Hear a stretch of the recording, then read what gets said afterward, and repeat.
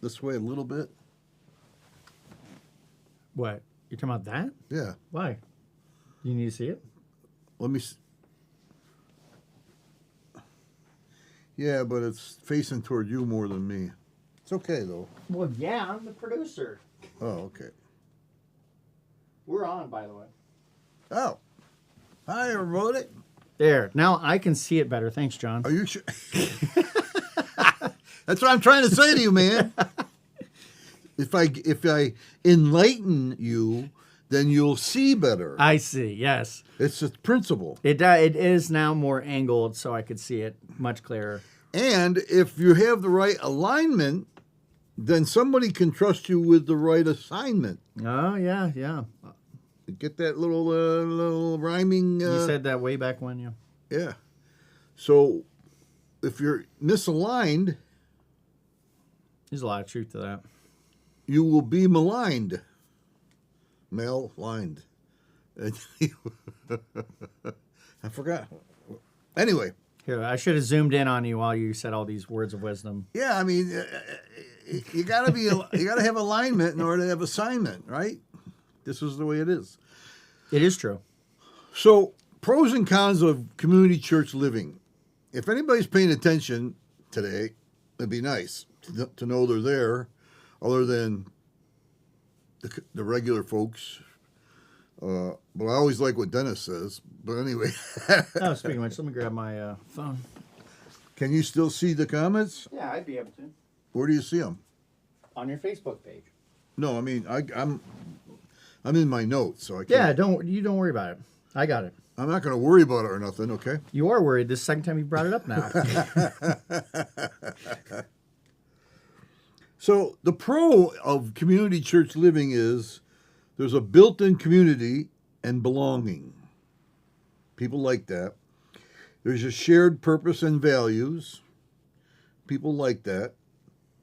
Practical support, meals, helps, get-together, companionships.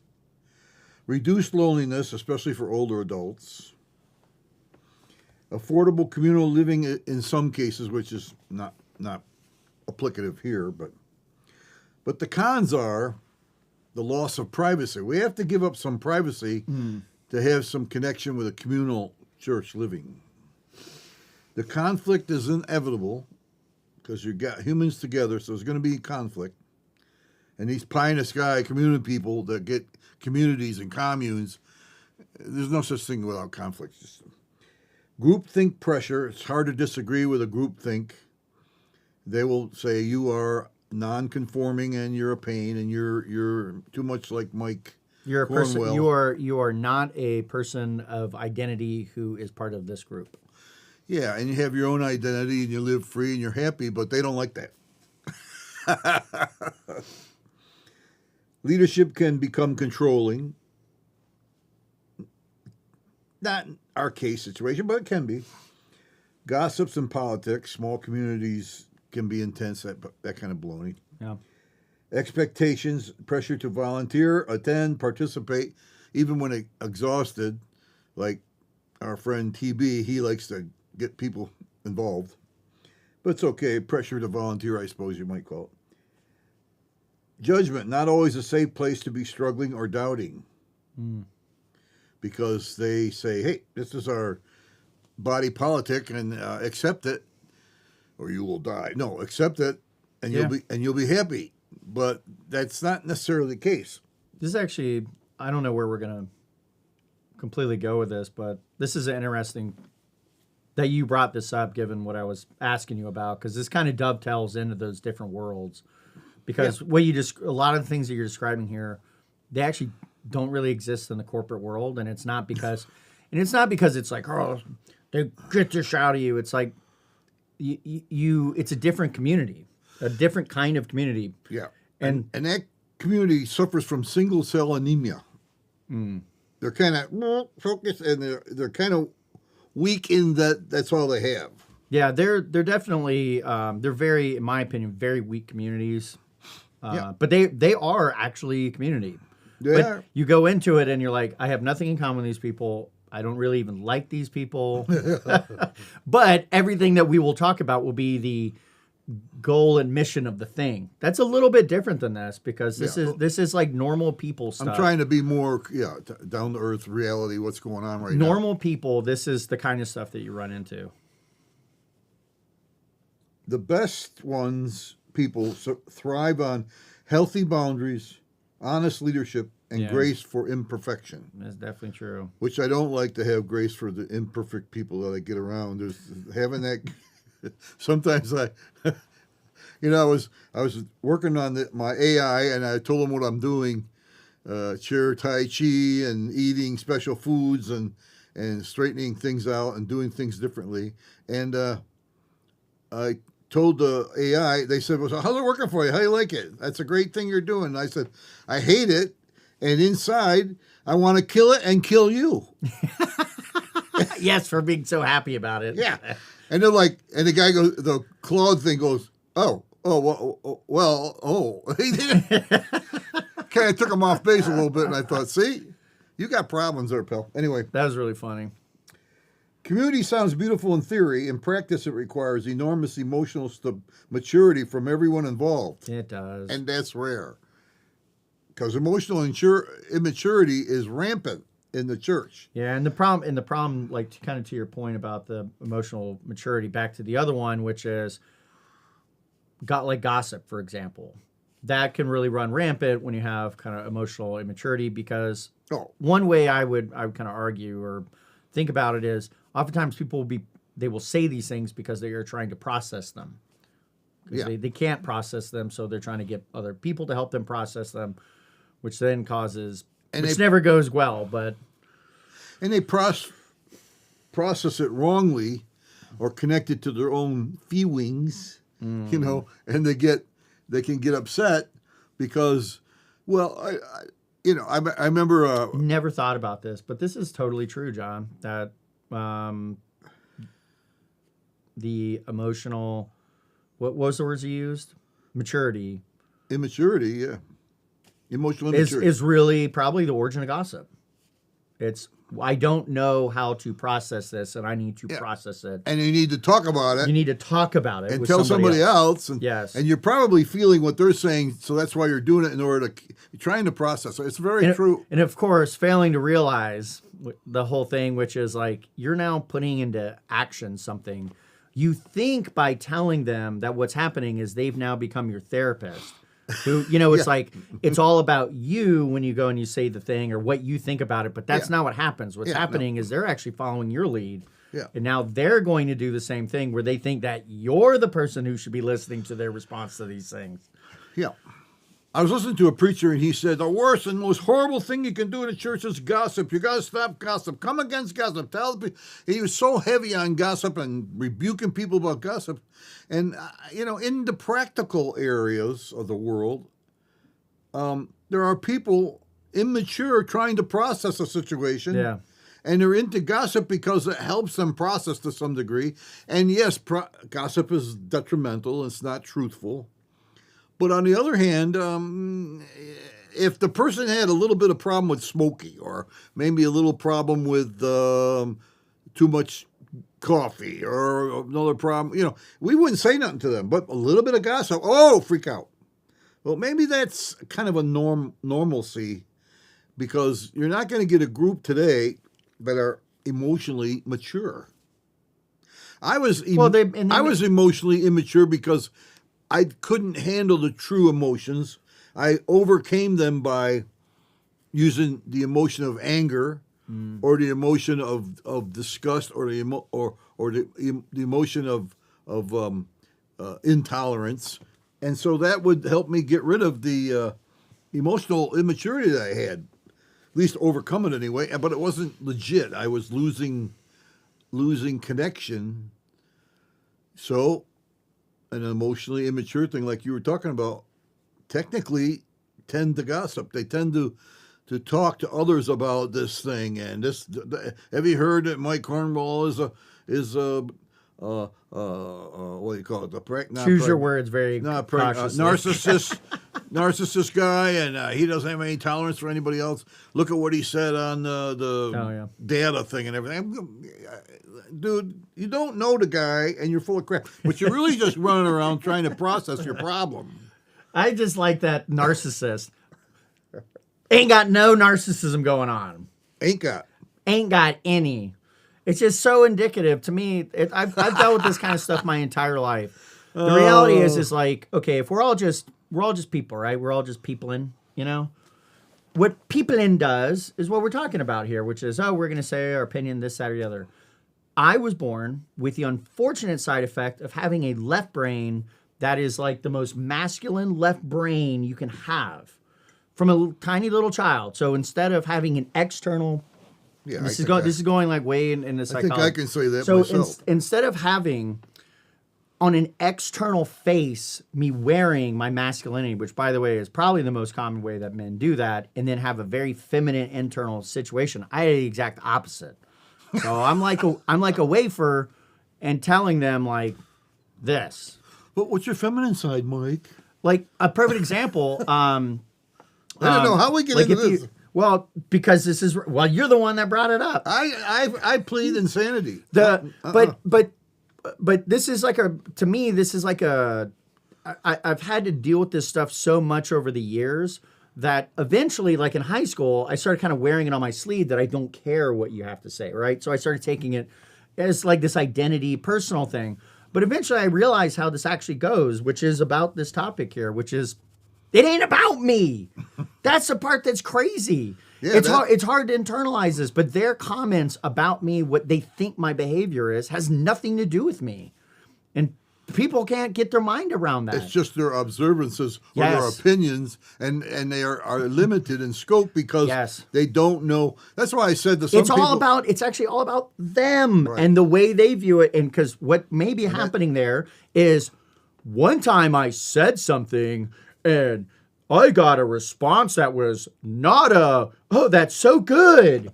That's what normal people do. Yeah. Is everything you described. I'm not a normal person. I was not born normal, ain't ever going to be normal. I don't even want to be normal. Who cares? I can't even. It's just, but it's like you look at Virginia, for example, and she has no filter between her eyes and her mouth. It's not her opinion or like her feelings. It has nothing to do with that. It has her eyes. So, for example, if you look disheveled, she's going to say it out loud, loudly. She has I love that kid. No filters. Well, it's the same thing that I have going on, but it's like an engineering brain going, that's not going to work. Yeah. So you say well, she's got to learn that. She's young. Yeah. Well, no, John, I have a hard time myself. I know, but she's got to learn. Yeah, but she's got to learn to process. You know. The other thing that, again, if I could pull up the personality temperament chart and show you this, there's kind of some emerging science, you could say, on some of these concepts that people have been putting together, and one of which I've kind of followed. It's like this concept of these actions that you do or whatever. And so it's based on these different temperament components. Doesn't really matter. Yeah. But one of the things that's interesting about it is they describe like how one plays. And what's really interesting about looking at how someone plays, like once I became aware of this concept, I started kind of going around and allowing the universe to show me how people play. People play differently, John. They play differently.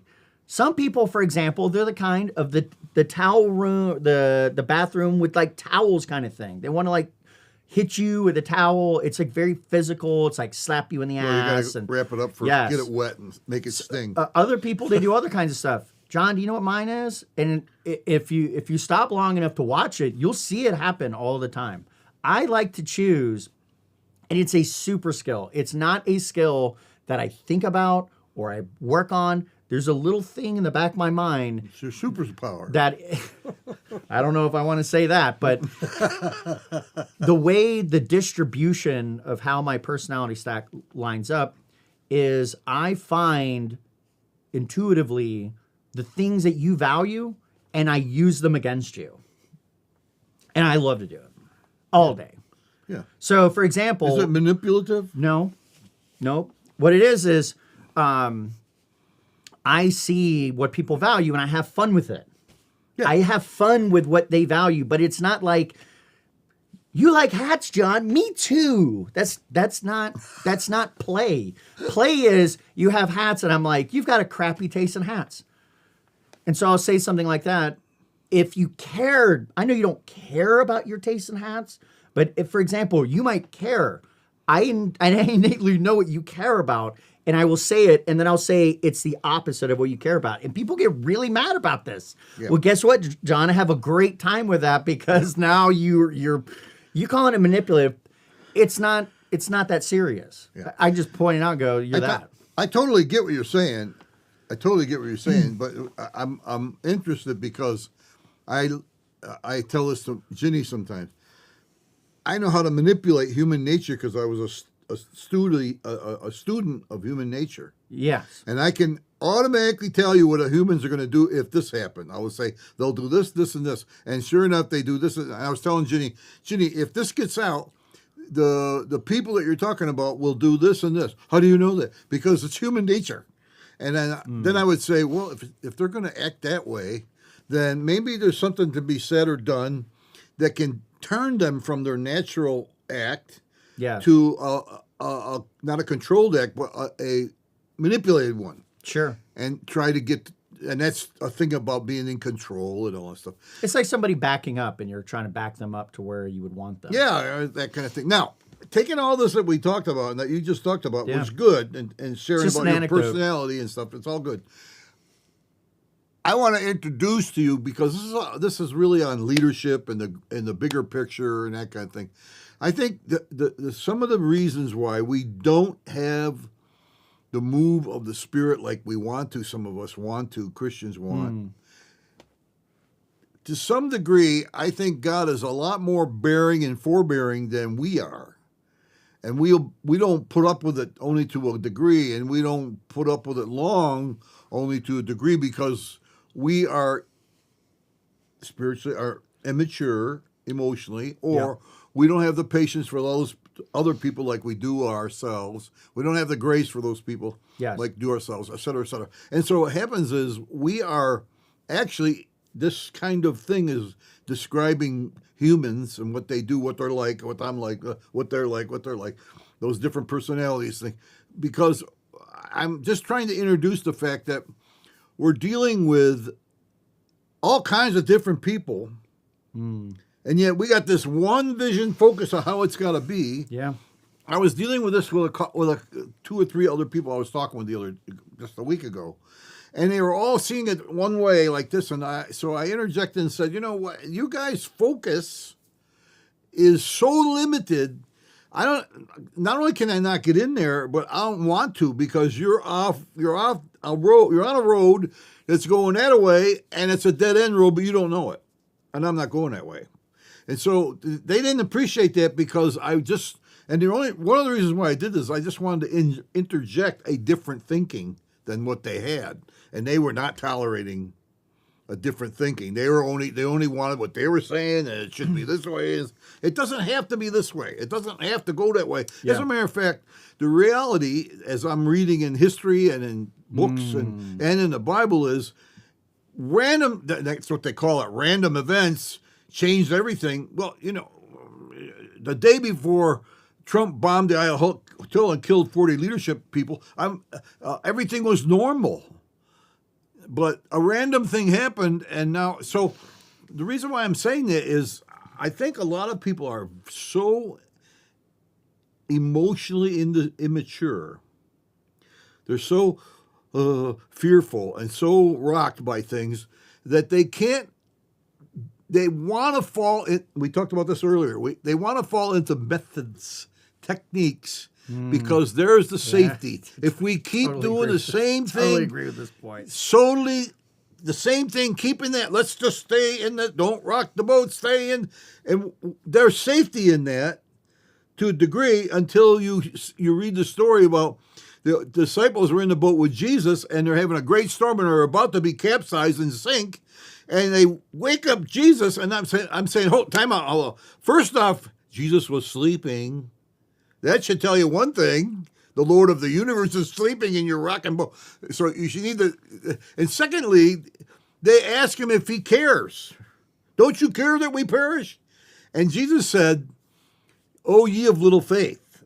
You know, you have to have an element of trust, or you're going to fall into a method. Now, the reason why I'm saying methodology, we started out early in our talks before talking about this paradigm that we're stuck in. Yeah. And we're stuck in that paradigm because it's safe.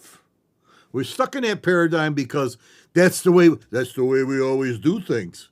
Oh, really? That's your comfort zone. Yeah, I get it. But the problem is when the storm comes or when the problems come, you know, you're flipping out. And that is really not healthy. And the reason why you're flipping out is you're immature. Yeah, that's a really good point. So, I mean, well, yeah, one kind of counter on that. I don't disagree with anything you're saying, but it leads me to think about, like, they'll say that some people are good at leading in different kind of situations, and some people are good at leading in chaos, for example. But then when there's no longer chaos, it's like, you need to get that thing out. You need to get that person out of the way. I know the story. Yeah.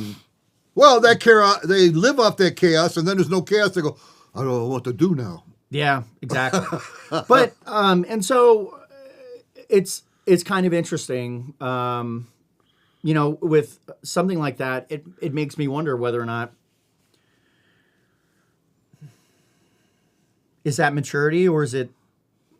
Can you be mature in all things, or can you only be mature in some things? No, you can't be mature in all things. And I think that's part of what I'm saying is that, can you imagine how patient the Lord of the universe is when he calms the sea? He's with these guys that are freaking out, and he's trying to teach them faith in God. He's trying to get them to rest and trust in God. And they're really basically the wrong, let's rain down fire on them, Jesus. They're so basically human and stupid and immature and stuck in a mode. This is the way we do it. And they lose that ability to hear what God is saying. They don't want to hear that. No, I don't want to hear that. And Jesus said to Peter, one day Peter gets he actually has to have a dream first. He has this dream, and these tablecloth is laid down in front of him, and all these unclean foods are laid in front of him. And the word from God is, Peter, take some and eat it. And Peter, in the dream or in his psyche, goes, oh no, that's unclean. I would never do that. And once again, God has come into our little framework, and we built this thing the way we wanted to build it, and that's the way it's got to be, and don't rock the boat. And Jesus comes in and rocks the boat. And the whole dream was about, you got to be acceptance to the people that are not Jewish, because I'm going to save them too. Oh, you can't do that. One of my favorite lines. You can't do that. And God is saying, I did that. That's what I did in sending my son. I'm saving the universe.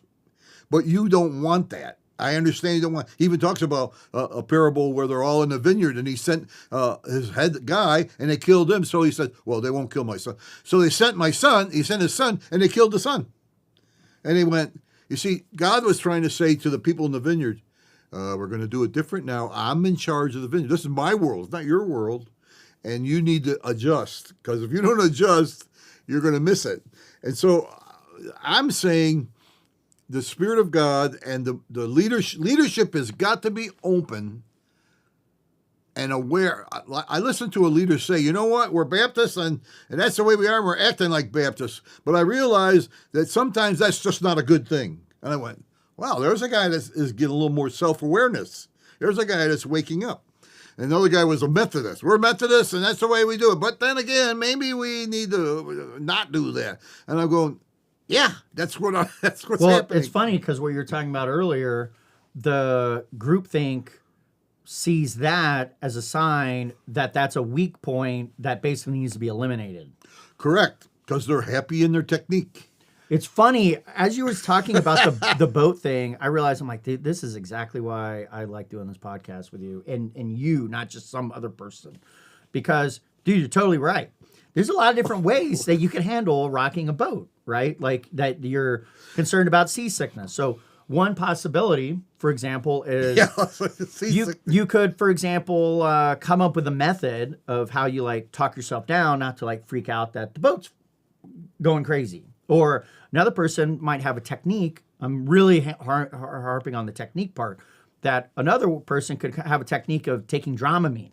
So every time that they get sick on a boat or something, and so they've associated that. So when they go and they get on another boat and they do it, they do the same technique that they did that made them successful in the last time. or there might be a guy who's in the boat getting rocked, and the boat is rocking, and he's so secure that he starts helping the boat rock. So he's encouraging the rocking. That's true. And they're looking at him going, "Are you out of your mind?" And he go, "Nothing's going to happen. We're with the Lord of the boat is in our boat." Yeah. You guys need to wake up to find out that Jesus, not only is he in our boat, he's sleeping. He wasn't sleeping in an inner tube. He was in control and had everything under his charge. And we don't know it. We don't believe it. So we either freak out, or somebody who's a little more mature says, "Come on, let's capsize it. We see what God does." Yeah. Yeah. True. And so Jesus says, "Come out on the water." And everybody goes, "Come out on the water." That's a laugh. That's a funny one. Peter goes, "Well, he asked me to." So he steps out and he walks on the water. Now, did he lose it and go down? Yes. We'll get into that later. But the problem is that, or the cool thing is, Peter walked on the water. And have you walked on the water lately? So No. I'm only suggesting that Jesus being asleep in the boat that was about to capsize, and they'd all, "Don't you care if we perish?" It made them say the same thing over and over. "God, don't you care?" God, and we have to be convinced that he cares and convinced that he's going to do something on our behalf. And if not, you're not mature. You're still a little child saying, "I don't know, Daddy, I don't think we should do this." And you and Mommy and Daddy, "We know what we're doing, honey. Just come along with us." Because they're solid. And the kid needs to put his faith and trust in parents and do what they told. But it's kind of the same thing. Children finally getting mature so that now they do it when he's 17 and they go, "Yeah, Dad's done it, Mom's done it, and I've done it. It's all good." And he might say to his youngest siblings, who's 2 or 3, "It's okay, come on." Because sooner or later you mature and you don't freak out about the boat rocking or the storm. The storm is, let me tell you one more story, and that's the story about wonder. Here's the thing. There's a kid in there, he's 2 years old. There's his sister who's 5 years old. There's his brother who's 10 years old. And then there's the big sister who's 17. And this stranger comes in the house and he says, I gotta tell you a story that's very scary. You guys need to know what's the deal. But out there in the world, out there, and it's coming toward us, is a very bad child-eating wolf. And the 2-year-old goes, "Boing." All he had to do is hear the possibility of a wolf. He's freaking out. But then he goes a little farther. He says, "As a matter of fact, I can hear the wolf's footsteps." And the 5-year-old goes, and then he goes, "As a matter of fact, I hear the wolf knocking on the door." And the 10-year-old goes, "Oh my, wonder." And the 17-year-old is nonplussed. She's nonplussed. She's just, but then you hear the door open, and the 17-year-old finally goes, "Whoa." He made the point, this is the story this guy told me, he made the point that the child that's 2 years old, immature, 2 years old, he immediately got wide-eyed and wonder. The sense of wonder was in him way more than the sense of wonder in the 17-year-old. And he's making a point that we lose our wonder. When we get to be 17, 18, and we know what we're doing, we're starting to get self-confident, we lose our wonder. And we begin to say, "That can't happen here, that can't happen." And suddenly, when we get even older, we're in a method or a technique, and we can't say, "That can't happen here." God, you can't do that. You can't tell me to eat unclean food. Why are you asleep in the boat? You see, we lose our sense of wonder, and I'm learning, I'm not there yet, that no matter what happens to John Trimble or outside of John Trimble, I don't have to freak out. Well, so It's there's a a lot of personality temperament, I think, also involved here, which is kind of interesting. I feel like most of the time that when we talk about these things or anybody talks about these things, I always hear guardian. I always hear the I know. Guardian. And You guys don't know what Guardian is. it's just it's and I think part of the reason is just because I don't know what it is, but they feel like the base human. They have all the. I don't know if they have anything good going on, but I think you got to explain Guardian a little Yeah, bit because so- people will hear it. So fair enough. So just the general gist of a guardian. There's actually, I would say that there's two types of guardians. Well, it's actually, now that I think about it, it's actually pretty complex. So what a guardian is, from like a technical definition, is Personality speaking. yeah, it is a personality temperament, and that terminology was defined by this guy David Kiersey, and what he wrote in there was he basically grouped together 4 different sets of these by some commonality traits, something common about them.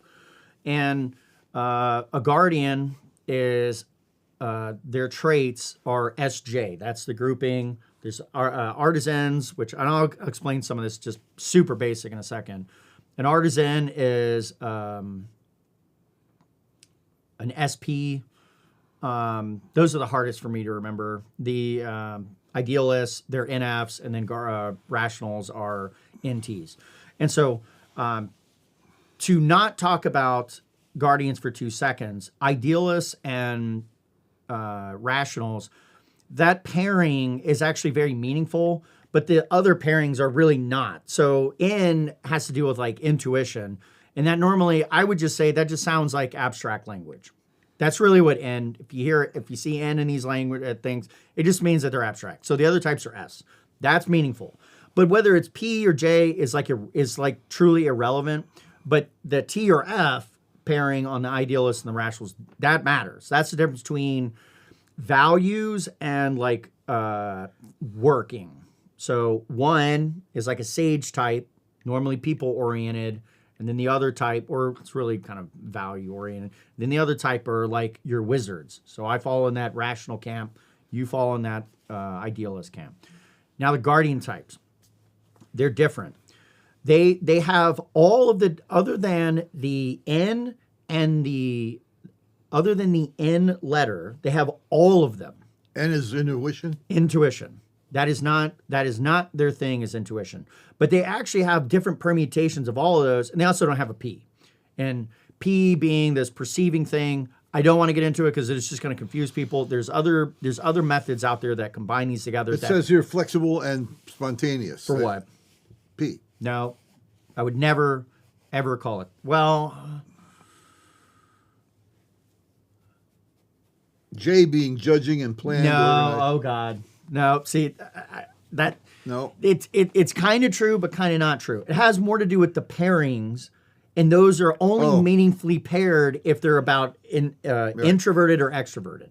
So guardians can be introverted and extroverted. They can have T or they can have F, and the combinations of these makes very different kinds of people. But what you would say the general of those 4 types, what they look like, is you have caring mother type, which is an ISFJ. It's the most common measured female type.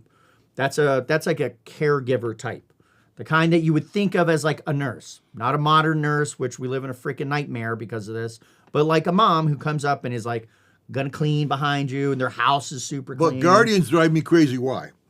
They drive you crazy primarily because they are. I mean, our types drive us crazy. It doesn't drive the other guardians crazy, but no. Guardians drive guys like me crazy. It's primarily because they are concrete types, and because of the combination of the kinds of, you could call it the J versus the P. They're backwards oriented. They're tradition oriented, and so what that looks like is kind of back to what I was saying is like you have the caregiver type, which is, I'd say, believe it or not, the least guardian of all the guardians, in the sense that they are backwards oriented, but because they are an IJ type, that actually makes them a perceiver, observer. They're not a judging type. They just physically see something and then they do it. Yeah. That's why the P and J is like you can't. They're a little bit pragmatic. So yes, they are, but they will do things like they will say a really strong opinion and it's their husband's opinion. because that's what you're supposed to do. So, anyways, then you have like an accountant type, and an accountant type. This is an introverted Accountant? an accountant. I don't like accountants. So Accountants. that's an ISTJ, and what that type does is they're usually like oriented around history or things that have happened in the past, and it's like they've inherited a system, and they're like, that's the system. It's a good system because it's the system that's been around. Then if you move forward, you have, and in the extroverted types, you have like a supervisor type. This is like browbeating people who like, you show up at 8:01 and you're supposed to show up by 8 o'clock, and they have a conniption fit over that 1 minute that you're late, or 1 second past. Detail oriented, freaking out. Those people drive me freaking crazy. And then the last of those four types is an ESFJ. The other one is the ESTJ. That type is, they're like you, John. I'm a TJ, right? Yeah, you're not. You're a ESFJ. ESFJ. F values empathy. Oh yeah. Yeah. It's like not it's and J planned, organized. No. Like I'd have to bring up another system that really really makes it clear. I think I'm more flexible, spontaneous. That's why you cannot read the J stuff without context. You are the literal quintessential EJ type. No, I'm not. And that's what I'm trying to say. He's trying to peg me. The EJ type, I was getting ready to describe my dad. My dad is of your exact type, but the only difference between you two, and it's a very meaningful difference, is he is concrete and you're abstract. But other than that, the mechanisms of how you go through life are exactly the same. So what I would say is, like, for example, he's doing your bidding at a lower level. So who makes the better leader? As far as I'm concerned, it is not the guardian. Well, it depends. I mean, they can be concrete. He's going to be, again, they can be solidly on one thing, guardians, but they won't move from there. They're so stuck in the mud.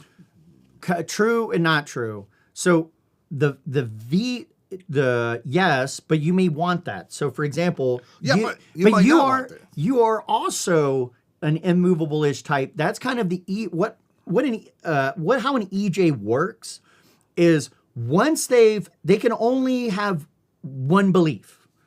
So it can only be the one way, and for whatever reasons, or like, and they have some history, and then once they see that, the door is shut. Now, they can go through life where something happens to them, but they go into some polar opposite thing. But there's no gray in between. So for you, you want to know which one's the best type.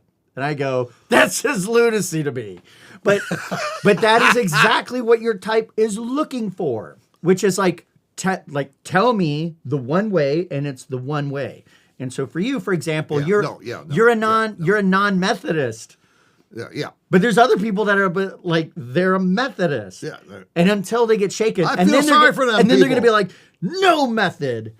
And then they're going to look like you. But the whole, so that's a perfect, like, are we going to shut this thing off? Because that you're getting too close to comfort. Exactly. Okay, so shut up. See, now that you know, rewinding the tape, that's what I'm really good at. I can actually play with what you actually value, and it's very easy for me to do that. It'd be very hard for my wife to know what you care about and be able to use it and stretch it out in a way. I can tell that she's not the same. How I've gotten more mature over this stuff, back to the original points of the conversation, I wanted to bring it up, is I now try to only play with people who are my friends. Right. It's very important because then I've invested so much time in them that they understand emotionally that just because I play with what you care about does not mean that I don't like you. Or if I play with you, you play with me, if I'm mature enough, I won't hate your guts. Correct. And blow up part of your garage or something like that. I'll try to let you live. You know what I'm saying? Wait a minute. We have to correlate this. We have to do some application of this as leadership and application in church leadership.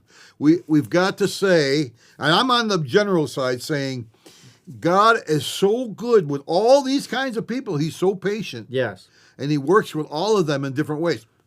But as far as I can see, an EJ or a guy that's a little bit less stuck in one way, likes to be a certain thing, a one-way guy, maybe a little bit more open, is a good leader. Because he can maneuver in this wacky world and say, we need to go this way. Well, gosh, I'm glad you said that, John. You're because welcome. an EJ, they're by their nature. I just said what I am, an EJ. Yes, but you said they can navigate in this world, and then you said by doing this. This is the thing that you don't get. Yeah, Okay, I get it. You're saying No, I get what what you're a saying, good leader is. It's that way, not that way. It's that way. That's inflexibility. That is what an EJ does. And guess what? It is a good trait most of the time. Because most of the time, there is always going to be these things that happen. He's over there going. I'm like, geez, I thought I was. I thought I was more evil than the devil. Now I'm feeling better. Okay. No. That's why most of the time in leadership positions you have EJs, but that doesn't mean it's good. Because they literally, you're on Omaha Beach, and the EJ goes, it's that way. And you go, okay, which is the temperament? Oh, because he's a supervisor, he was told that it's that way, and that's why he's saying that way. I am not following you that way because that's into death.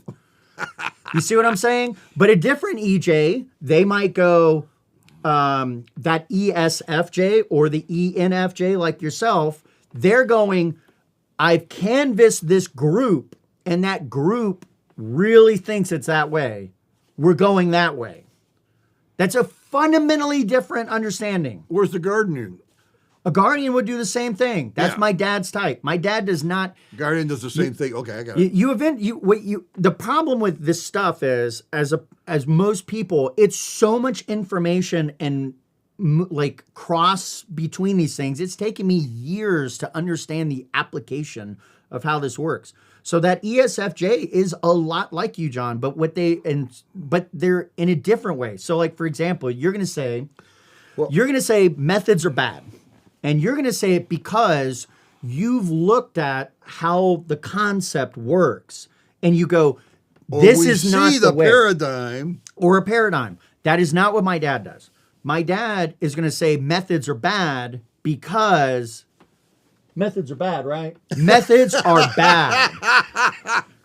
And what that is that group that he represents, they say it's bad. And so he is going to be the guardian of those values. Yeah, right. He I did see not that. choose those values. You are choosing those values. So I'm saying you have to be able, well, I'll rephrase that. I'm trying to say that God can speak to this guy, ESFJ, Yeah. though he's stuck in, this is the way. He can say, no, that's not the way. And sometimes it takes a boat wreck. Sometimes it takes a major situation to change his what does it call it? His id, that central processing system that says, ooh, maybe that's not the wrong way. You know, maybe there is another way. Now, I don't give in to a different way to God. Jesus is the way.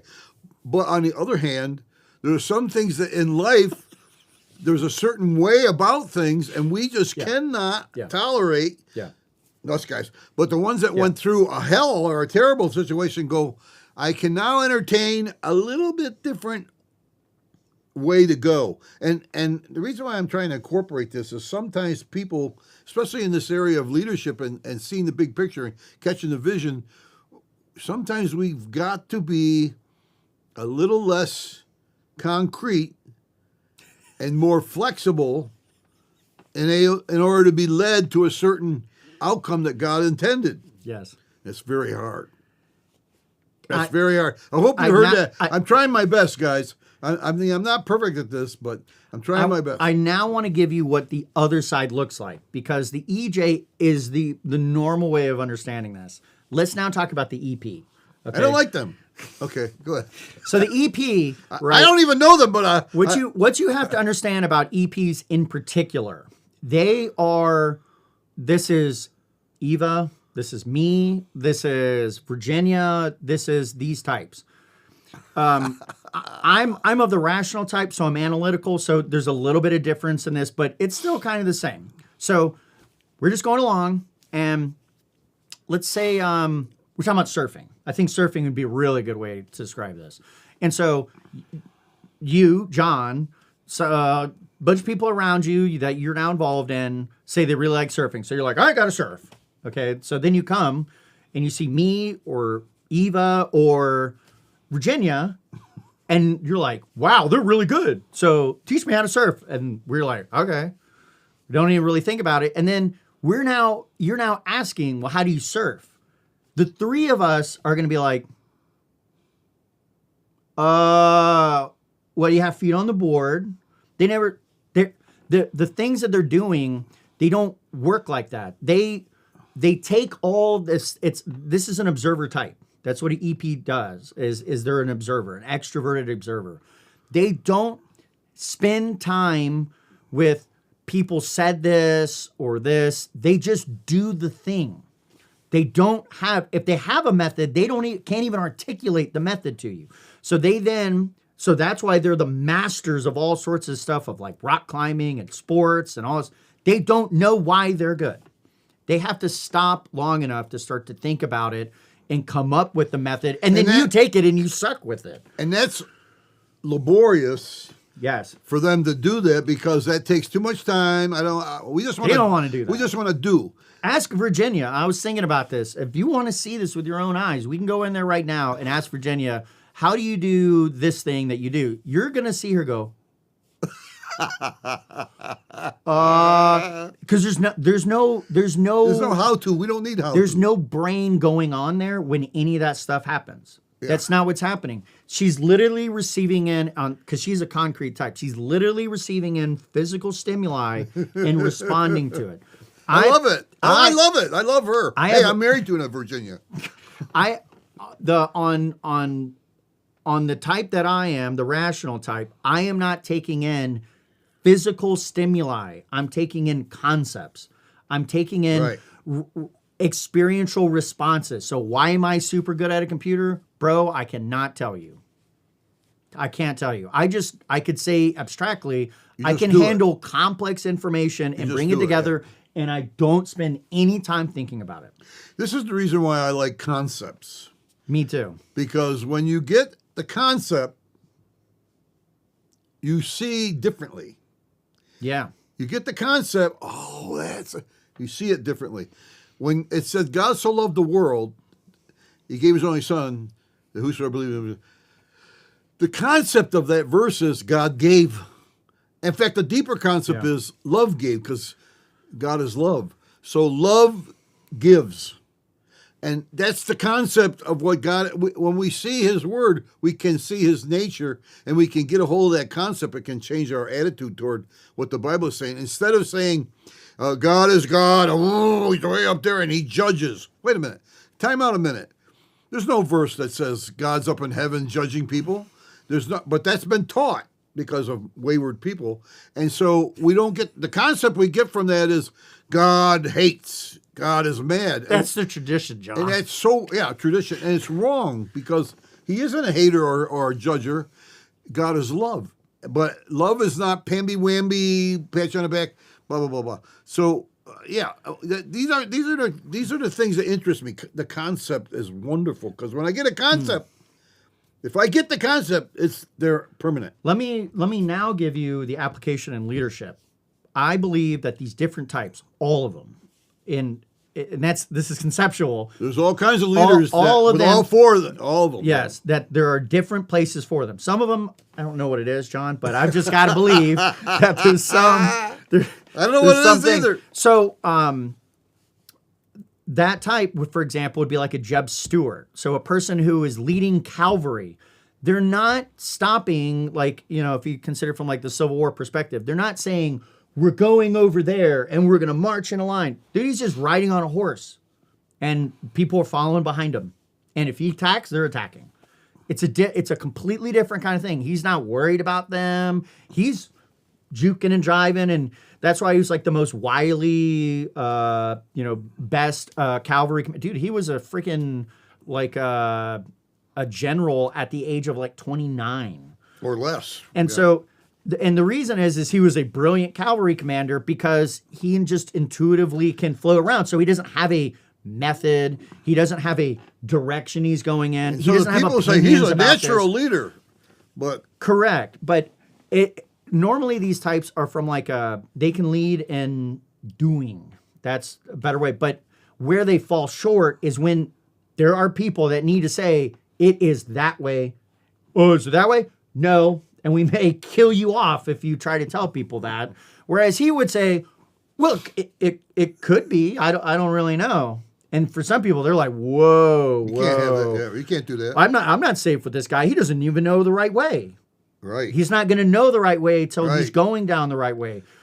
You see what I'm saying? So for some of these times, in like church, for example, most of the church is geared towards guardians. They say all these methods or like sayings, and they say this kind of stuff, and it's for that type. When they say to like me, I'm like, that's just like water that falls off my shoulder. Of course it's that way. It could only be that way, which some of the way is, well, it's not straightforward. When is anything straightforward? But for them, it's always straightforward because they've always had a person saying it's straightforward. Yeah. So that concludes another podcast of things about me that I don't like. Thanks a lot, Mike. At least maybe some people can learn from it. And I am always emphasizing the fact that we've got every kind of type you talked about can be in a leadership situation. For sure. But not a good leader. Some of the people that are wishy-washy, They're gonna be can't that make too. a decision. I don't know. You talked about They don't even have a natural ability. Those are not good leaders. You talked about, for example, alignment and being put in the correct place. Right. A lot of people are not. A lot of people, especially they'll get into like this temperament stuff that, you just read there and go like, oh, I'm of this other type. Like, you're not? And then they're like, I should be a computer programmer. No. Get away You from should there. be like a person who's building bouquets of flowers, not computer programming. Hey, I'm pretty good at making a bouquet of flowers. Your type is overly confident, and that makes people confident. And guess what? They can have unbelievable success because they had this confidence that was fake the whole time. And they overly confident can cause people to say, he's too scary, he's too confident, or he's scary, and they shy away from it. I've had that happen too. They just It's less frequent, but yeah. Because there's a lot of people, their confidence is coming from someone else. My confidence does not come from someone else. correct. And my confidence comes from experience of doing this or that. So if you put me in something I'm outside of my experience, I'm not confident. I'll interject something that my brother says from time to time. Some people see a guy that's really confident and they say he's arrogant. Yes. And my brother used to say, it's not arrogance, it's confidence. You just don't know that. Yes. For you, you're arrogant. Yeah. That's why I like turn around. I have an arrogant come off, but Yeah. I'm not inside arrogant. I'm not thinking I'm arrogant or better. I'm just confident. Well, part of what it is, and it's super like this is like I've latched on. Like we keep talking about like faith in God and faith, and that can give you a sense of confidence that is really good. That is a strong foundation. Because back to the boat thing, taking Dramamine every time or doing your like, we're not gonna die. We're not gonna die. These like self things or whatever. Self-medicating. There's gonna be a time where that doesn't work. It doesn't work. And we got to have Jesus stand up in the boat and calm the sea. Because Yeah. if you have confidence now that is supernatural, let's just call it hocus pocus. It doesn't matter. But if you have that confidence, when these other times come, you're gonna have a different kind of starting place, a base to make better decisions than other people. And you probably enjoy the ride a lot more. You are allowed to because now you're not overcome by it. That's why the EJs are very good. Let that be a lesson to us. But for EPs, they see it and they just go, We got to find a topic that doesn't, hit home and stuff, okay? Stuff that's kind of like a little I don't more know, we can talk about kittens or something. kittens or Well, you got a cat, so I or don't know. buy a milk and cookies. I'd be much happier than. I was looking. I didn't see any comments this go around. I guess it just wasn't very interesting. That Yeah. or people are. Or nobody's out there. I tell you, after doing farmers markets so long, people may be getting up and getting out because it's nice out, and like not on Facebook hanging around. Yeah. We found so much that if it is cloudy outside, people are sluggish to get out of bed on weekends. Could be. Well, I want to take this and get YouTube comments because I think these are just Facebook comments. They're not necessarily. No, the I don't know how many we get live on YouTube. I think very little, but we definitely do get comments on like the reels that go out. People will comment on those. Who does them? What do you mean, the reels? Those little pieces. I mean, I'll create one or two every now and again. Oh, that's it. Basically, every single like when we record this on that platform, it'll have it kind of up and ready to go. And oftentimes, I'll do it like I'll come in on Monday or something to like do computer work. I'm like, oh, I'll just send these out because it takes 60 seconds or so to send like 3. So I'm like, okay, I'll send these out. We got to keep this one somehow. I think it was good because it'll This get is a good people one. thinking really good. People can relate, pull it in, and go, yeah, I get that. I can see that. People that are not like me can do. Yeah, people. I've just come to find EJ explaining anything to EJ's is hell to me. Oftentimes, like if I explain what I explained to you, you're like, oh, I can see now. I can see this because I now got this concept. Explain it to my dad, and he's sitting there the whole time like, what do you want me to do? I don't know why this matters. Yeah. I'm like, that's why I gave up a long time ago, Oh, trying to funny. get my parents to understand me. Once I understood that they could not understand me, They can't. Sorry. they cannot understand. I can't explain it enough that they're like, oh, my son. They need me to understand them. And then all of a sudden, their relationship became really nice because they're like, finally, somebody understands them. And Yeah. so I feel sad for them. So Yeah. instead of when they do their shtick, which I find funny, I don't really poke fun at it anymore. I just go, oh, that sounds bad. Sounds like you're having a hard time. You're such a good son. I don't know if I am, but Well, all right. that's another one, man. We'll see ya. We did it again.